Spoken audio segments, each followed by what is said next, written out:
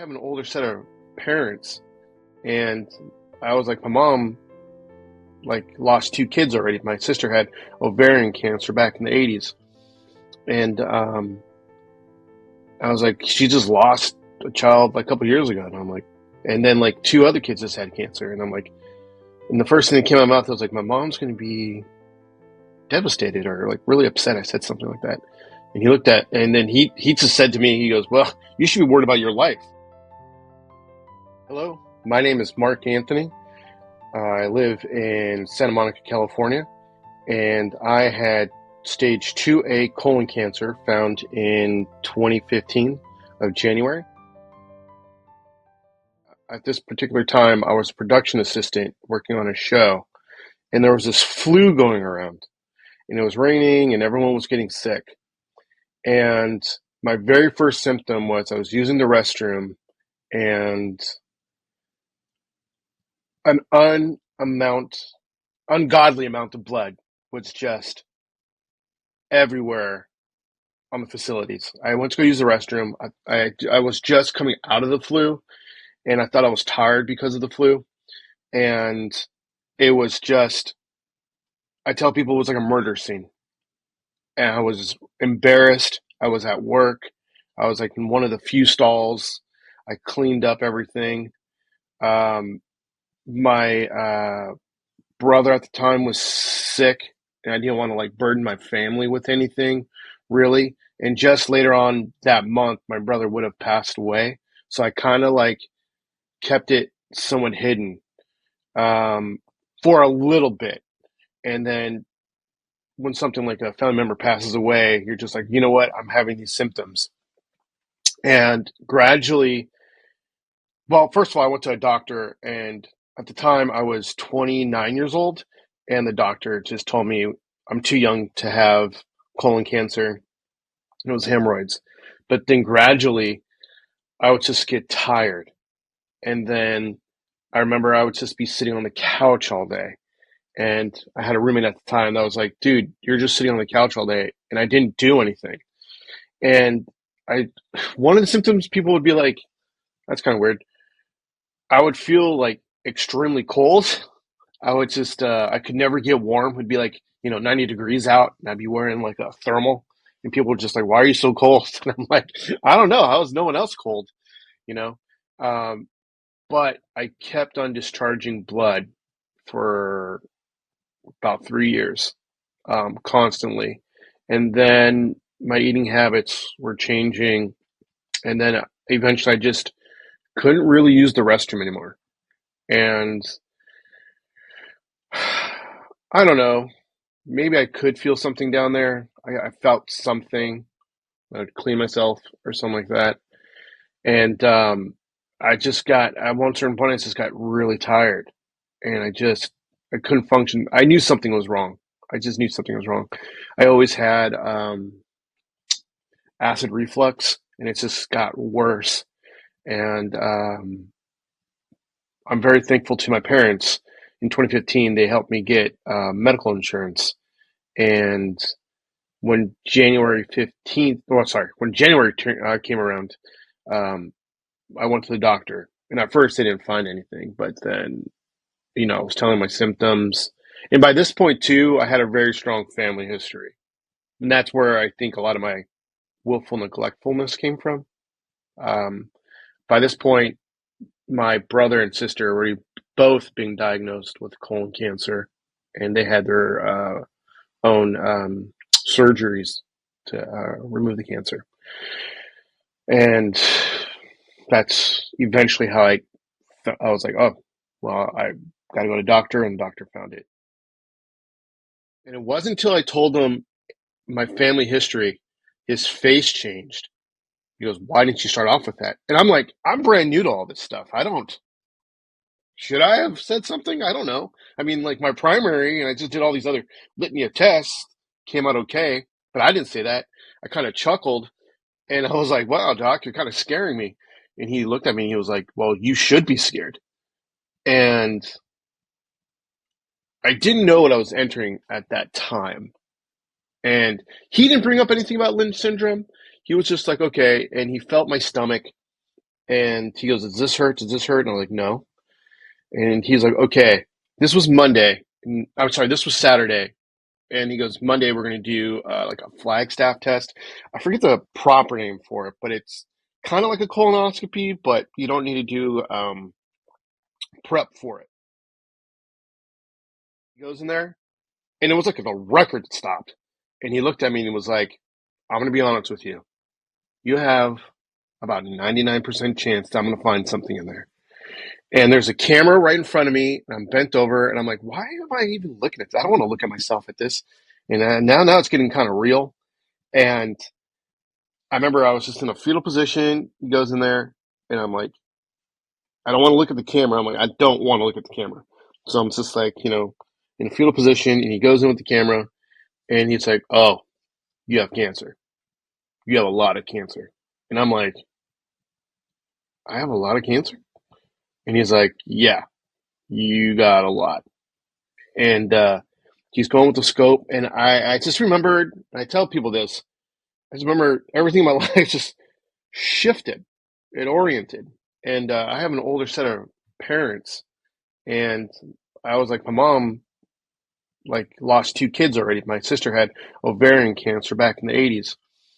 And I was like, she just lost a child like a couple years ago. And I'm like, and then like two other kids just had cancer. And I'm like, and the first thing that came out of my mouth was like, my mom's going to be devastated or like really upset. I said something like that.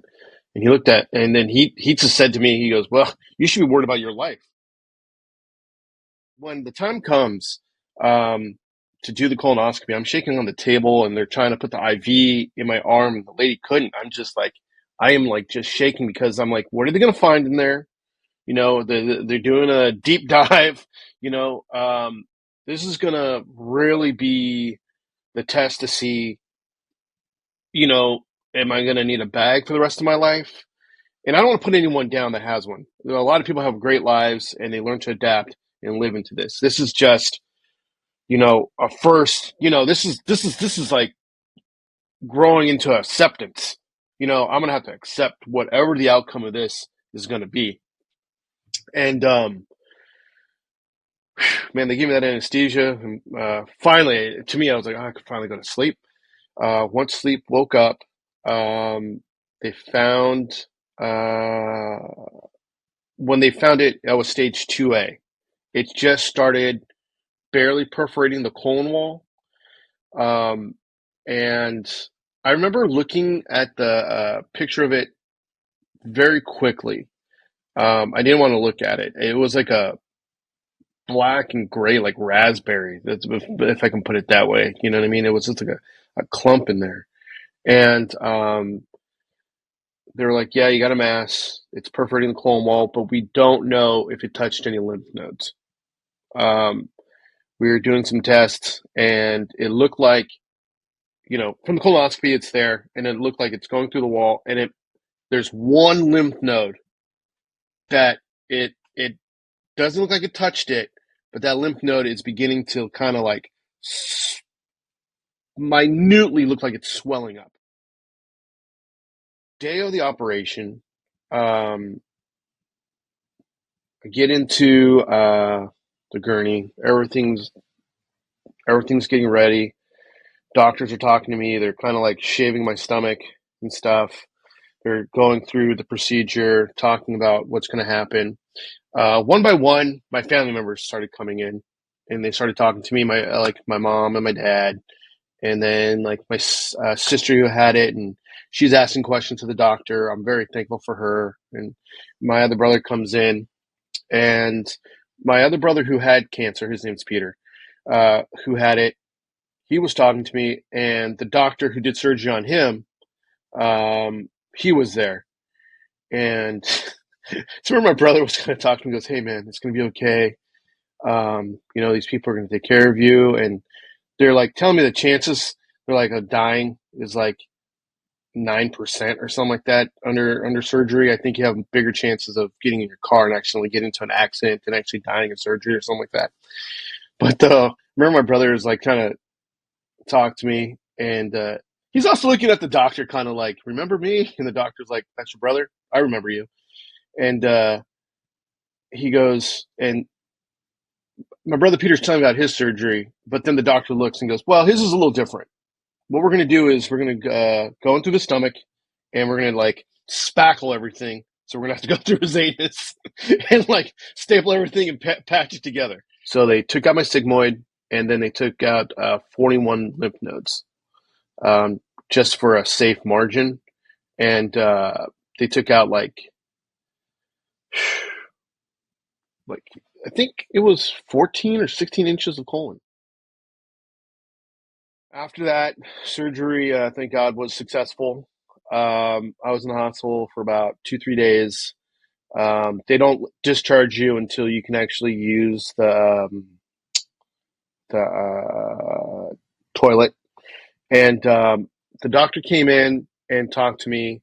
He goes, "Hey, you know what? I don't think you need radiation. You're not going to have to do any chemo. I feel pretty strongly we got safe margins, and we took everything out. So consider yourself very lucky that you don't have to go through chemo." And I do. I do consider myself very lucky. My sister and brother kind of had the same thing. My sister Kelly and my brother Peter, they both had colon cancer. My older sister, she had ovarian cancer. And I remember being a little kid and her just, um, not looking great. And that always affected me. And, you know, thank God, modern technology and medicine and stuff that's happened. Um, it wasn't like how it was in the 80s and stuff like that. So I feel very thankful for that. I did have some complications at the afterwards using the restroom. After they do a procedure like that, sometimes the blood rushes to your colon area and it kind of just puffs everything up, so you still can't use the restroom. So for a good solid like month, I was having really trouble using the restroom. And what they had to do was somewhat of like kind of another colonoscopy, but they put a balloon in there to push the blood back so you can start using your colon somewhat regularly again. And at the time, I didn't really know what a sigmoid did.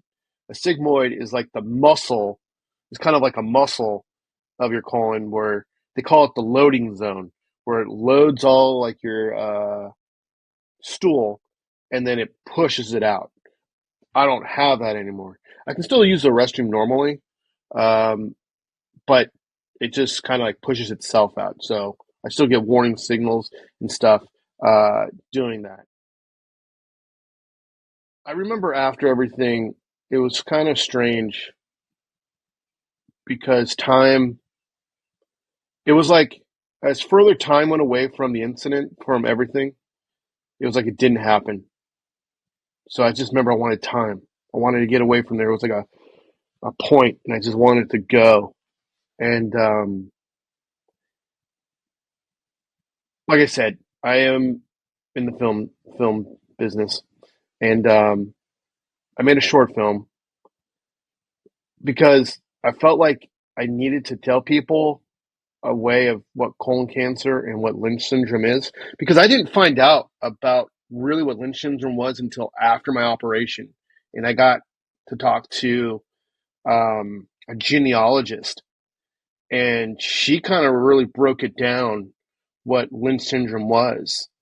Um, I went back and talked to my sister and brother about Lynch syndrome, and they had ideas and kind of thinking what things were, but the genealogist was like, "Hey, this is what it is, and Lynch syndrome makes you prone to all types of cancers." I get my Lynch syndrome from my mother's side of the family, and just to tell you what like Lynch syndrome is, when we are all baking in the womb, um, and making up who you are, and the cells come together.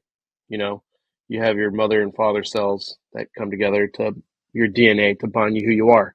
And if your parent happened to be missing a cell or something in there, the other parent comes in and will bind that together and overlap it. But what Lynch syndrome is, it's more of a mutated cell where it's kind of non-responsive. So Obviously, my dad must have had like something in his DNA that was missing here, and my mother was grafting and covering over it this way. But it's a mutated cell, so it's defective. So it can recess in a matter of sorts of the way that I was told about it, which can leave it binding somewhat like that. So now this is gone because it's not there from one set of parent. The other one kind of like recessed this way. And in here, you kind of have it's not grafted together, and chances of like tumors and cancer can erupt from there.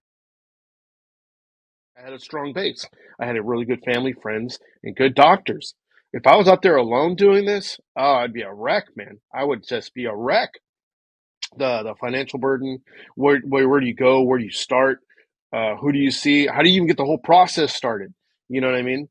And I was lucky enough that I had people before me go through this, and they were able to guide me through it. But though, yeah, the whole thing was a shock. I was just like, oh, I thought I had more time. You ever see that Twilight Zone?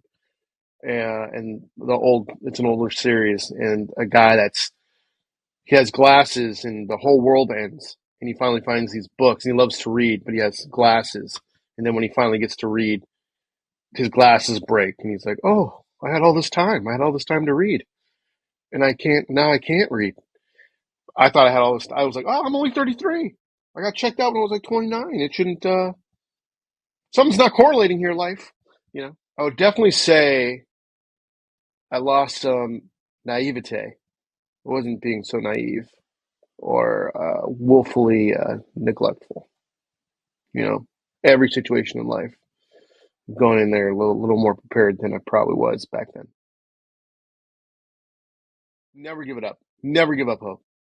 Um, like I said, I did a short film. It's called Bonus Time. I made it years later because I was like, you know what? Maybe I'm alive to tell people this. And I started meeting other people. Um, and they had different stages of cancer, you know?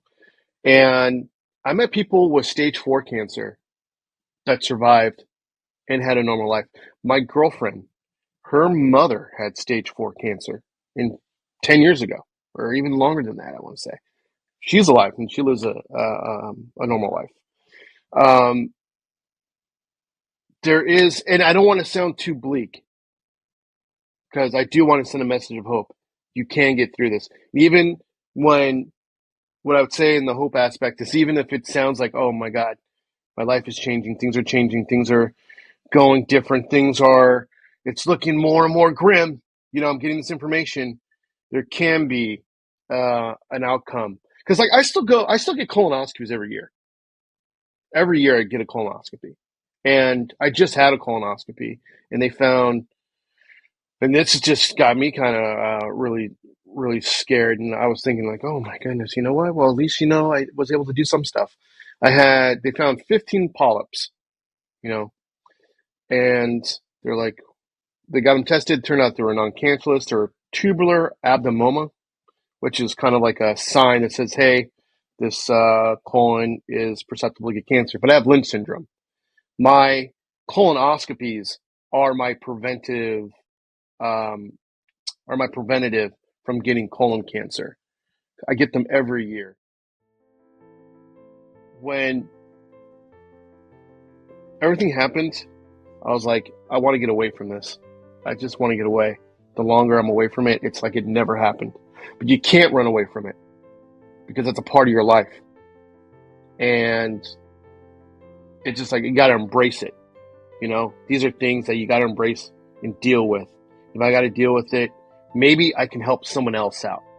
And that was the whole point of Bonus Time, to bring awareness of colon cancer and Lynch syndrome. If I could help one person know, hey, these things do exist, your body's feeling funny, your mental wise is feeling funny, listen to your body, know your family history.